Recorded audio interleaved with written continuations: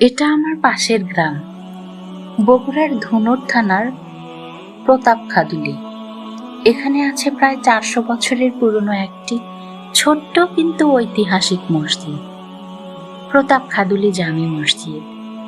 সম্রাট শাহজাহানের আমলে 1638 সালে ধর্মপ্রাণ মানুষেরা একসঙ্গে মিলে মসজিদটি নির্মাণ করেছিলেন।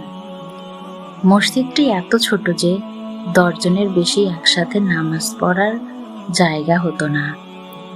মসজিদের ভিতরে এখন জীর্ণ শীর্ণ দেয়াল, ভাঙা কারুকাজ এবং ছোট্ট মেহরাব রয়েছে।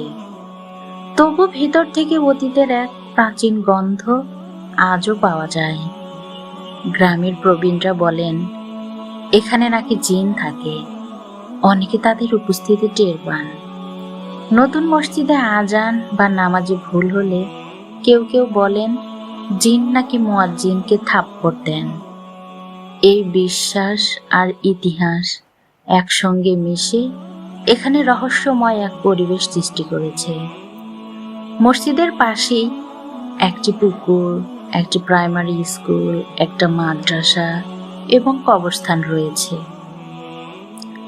গ্রামের মানুষ নিজেদের অর্থায়নে নতুন মসজিদও নির্মাণ করেছেন, কিন্তু এই ছোট্ট প্রাচীন মসজিদটাই আমাদের গর্ব এবং ইতিহাস। আমি চাই এই ঐতিহ্য ভবিষ্যৎ প্রজন্মের কাছে পৌঁছাক, তারা জানুক আমরা কে ছিলাম এবং কোথা থেকে এসেছি। এই ছিল আমার গ্রামের এক টুকরো গল্প। ধন্যবাদ।